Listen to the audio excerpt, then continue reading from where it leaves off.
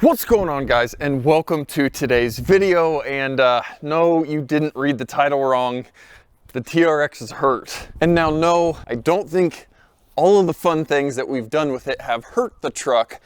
I just think we had an issue originally that has finally progressed enough to show itself a little more blatantly, I guess, if you will. So a little bit of backstory with the truck. Bought this truck new, ordered it new, and ever since day one, I've smelt kind of a sweet exhaust smell on startup. And to my technician self, I said, man, that smells a lot like coolant, but surely not. Surely that's just how the exhaust smells. You know, it's a big Hellcat engine.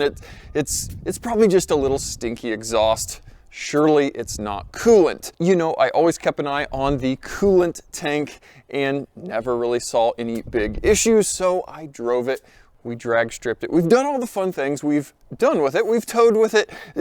We've used it as a truck. The truck has recently sat for about 1 month sitting in the garage. It's cooled off quite a bit here in Kansas, and I fired it up the other day to drive it. When I fired it up, I had a decent misfire. You could kind of feel the truck running poorly, and I thought to myself, man, this cold start is really rough with this thing. That's weird. It's never really done that, but it's colder, you know. But man, that's really rough. But pulled it out into the driveway, moved some other vehicles around, and went to head off down the road. The truck had smoothed out. It was idling smoothly, but we had a check engine light on the dash. So pulled it into the shop and scanned it and had a cylinder 4 misfire.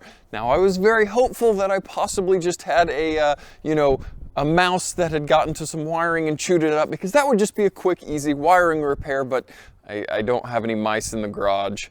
So I pulled the spark plugs out of number 4 cylinder, compared them to number 2 cylinder, and my number 4 spark plugs are a little bit pink on the end. And if you didn't know, these have a pink purplish colored coolant, and all of that was residue on the end of the spark plug. So we are burning coolant.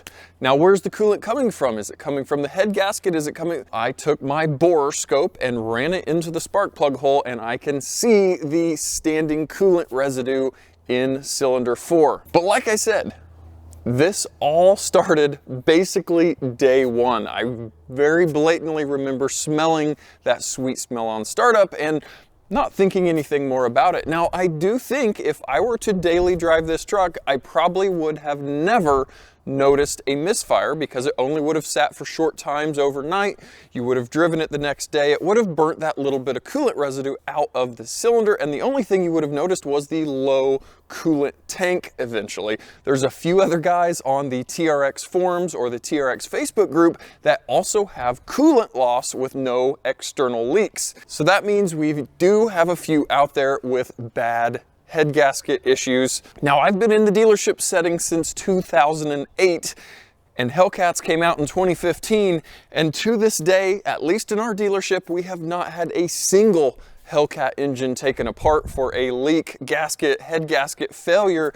We've had none apart, other than back in the day, back in 15, we had a few superchargers with bearing noises, but that's just unbolting a supercharger, removing it, putting a new one on.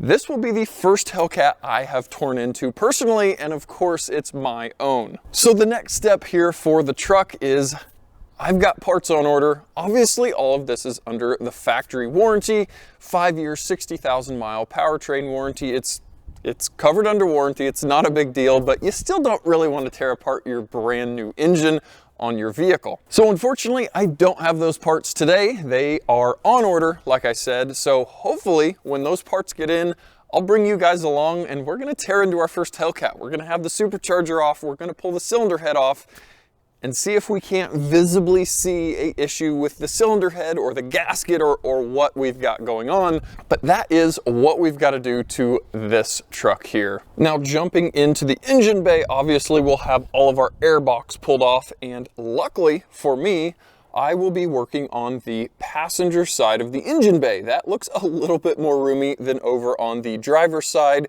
but we are going to be removing our supercharger. We're going to be pulling some belts and accessories up front, And then finally, valve cover and our passenger side cylinder head. Now here is that coolant tank that a few guys online have reported losing just a little bit of coolant after driving for X amount of time, you know, watching it, and it is slowly creeping down as that head gasket is leaking and burning it in the cylinder. So I honestly have no clue what would cause this. Like I said, there is a few other guys online with the same issue. There's Hellcats out there pushing 1,000 horsepower to the stock bottom ends that have absolutely no issues. My best educated guess is that there was a bad run of head gaskets, and a lot of the TRXs happened to get those engines or gaskets. That would be my only guess on why we've got a handful of TRXs out there with head gasket issues. So hopefully we'll be able to throw a fresh cylinder head, a fresh head gasket on this thing, and we'll be perfectly fine and back on the road again. So guys, hopefully you TRX owners out there don't have this issue, but if you do, we at least know we just need to get a head and or head gasket on it, and the truck will be completely fine. It's covered under warranty. It's not a big deal. Yes, it is unfortunate to have your brand new engine torn apart, but that's unfortunately what we've got to do. And hopefully in a week or so, I'll have a little time lapse set up of us tearing into this thing, replacing the parts, firing it up, and we will be back 100% on the road and ready to go. So guys, not a very action-packed video, obviously, but it was definitely a little truck update that needed to be done, so you would know in a week or so why I'm tearing into this engine. But guys, as always, thanks for watching, and we'll catch you guys next time.